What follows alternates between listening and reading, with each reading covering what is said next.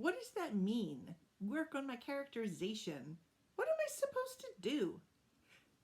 Hi, writers! I'm Autumn Bardot, and today I'm going to give you a quick tip, and we're going to discuss how to improve characterization and really even what is characterization. So, characterization, that word, it gives many writers like bad English class flashbacks, right? It was that dreaded word. But in simple terms, characterization really is how the writer shows personality, emotions, the needs and desires of their character. That's it.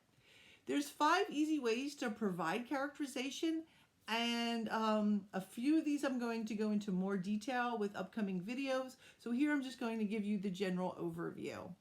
So the first way to add characterization is the character's name. Now, and I'm going to do a whole video on that, but a name can be symbolic. Now, there's some caveats to this. And one is like, for example, I write historical fiction. So my characters already have names. I'm not going to change historical names. But if there's names that aren't historical and I'm adding in some extra characters, those I try to make a little symbolic. Okay? So I'm purposeful when choosing the name of the character. And the name can be ironic. I don't expect you to look up names. It's fun to do that if you've ever done that in a novel. So be mindful if you're naming characters what the name means, okay? Is it reflective of their personality? I have a paranormal romance series that I write under a different pen name, and I give those characters names that give you kind of clues into the kind of person that they are. A name can also be ironic. Think of the character named Jane, who's anything but the plain girl Jane next door. A name can be androgynous, like Lee or Pat or Kelly or Chris. Okay, what would be the purpose of giving them an androgynous name? A name can be reflect the character's culture, their race, their socio-economic status. Think of something like a Richard Byron Howard III. Sounds pretty hoity-toity, right? Or then think of something like Billy Bob, which sounds a whole lot less hoity-toity. Names can be cliché or stereotypical. Think of names like Barbie, Ken, Dick, which we don't even, that's not a good thing to say anymore, to call somebody that. But in the old days, that was a shortened version of Richard, or it was the name for a private eye. You'd call them a Dick. Okay. Another thing about characterization would be characterizing through dialogue. Characterizing through dialogue. What your character says and what the other characters say about them. So things that dialogue can reveal would be their education level, which would be an example of fancy words, formal language. Perhaps they think they know everything. Okay. It could be, it can also reveal their ethnicity. I want you to be careful here. Mark Twain had like 10 or 20 dialects in Huck Finn. Okay, but that was written like 1,000 years ago. Yeah, that's a hyperbole. Okay, so it can reveal ethnicity, geographic location. Dialogue can reveal geographic location. Something like ma'am or madam. Or if you remember from My Cousin Vinny, there was a whole cute scene there where he calls him 2 Utes. And the judge says Utes. And he goes, yeah, Utes, 2 Utes. Okay, so some of it is very, like, words have are specific to geographical location. Dialogue can reveal age. In fact, I can usually tell somebody's general age group by how they speak or how they address an email. If I see an email that says, hey guys, I'm usually putting that email writer in their 30s. Okay, so a lot of times you can discuss age is you can reveal age in dialogue. It can reveal their attitudes and their beliefs, what they say about themselves, what they say about others.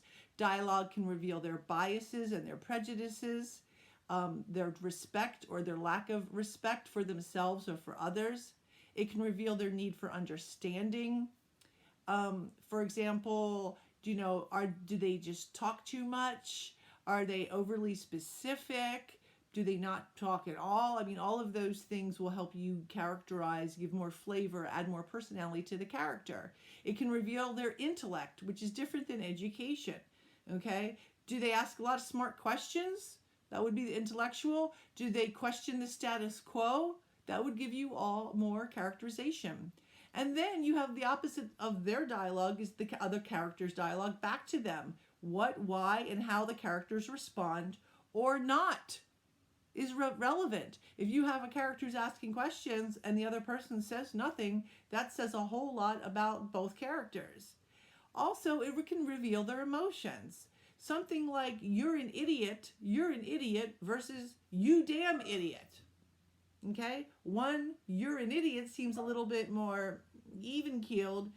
You damn idiot seems a little bit more agitated or aggravated. Another way to reveal character is the character's thoughts. And let's not forget internal dialogue. That's thoughts not spoken, but which are frequent in first person or third person point of view. So what's going on in their inner dialogue? And it's really the same thing. The thoughts are the same, their inner dialogue, the same as the outer dialogue. It reveals education, intellect, emotion, biases, prejudices, attitudes, age, ethnicity, gender, location, all of those things. Another way to add characterization is the character's actions. And we're going to have another video on this coming up soon. But for now, I'll just say that actions often speak louder than the dialogue itself. The saying, it's not what you say, but what you do, is just important in literature. So actions can reveal your feelings, your emotions, your intentions, your gut reactions. They can also be used to disguise feelings and intentions. For example, does your character say they're afraid, but they act courageous? Or they say that they're calm, but they're fidgety? So these are all things that you can do that give a nuanced layer to your characters. Another way you can characterize is the character's appearance.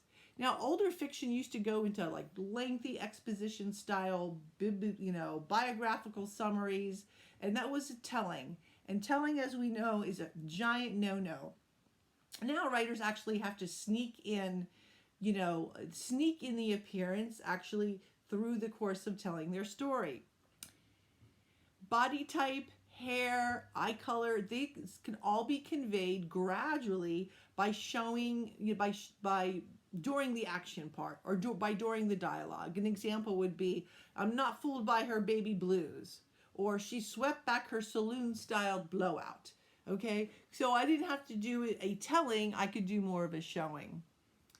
Clothes are often indicators of character, their socioeconomic status, and their lifestyle. A character, for example, could be driving a dented, rusty economy car while dressed in knockoff Christian Louboutins and holding a fake Louis Vuitton handbag, right? It can indicate that the character has high aspirations or that they have an over-concern for their appearance. Flashy jewels and clothes can indicate maybe an attention-seeking personality. So you can use their appearance and you can really kind of mold and craft really a deep layered, a nuanced personality for that character. So there it is, 5 ways to amp up your characterization. You have dialogue, action, their name, if that's possible, their thoughts, and their appearance. And if you do these things, then you will have effectively, you have ample characterization. So, and I also want you to think that writers can enlist all of these character builders or employ 1 or 2. And I'm going to give you an example of Boo Radley in To Kill a Mockingbird. We get his physical appearance. He doesn't really say anything. We just get his physical appearance and dialogue about him, but we really learn about him, what kind of person he is, by his heroic actions. So don't let the opportunity go by to make your character come alive. All those different ways, everything you write about your character is a way to show or provide more characterization, and it will become more real to your characters. So thanks for watching today, and if you like it, give it a thumbs up, and don't forget to subscribe and hit the notifications buttons. Thank you. Bye-bye.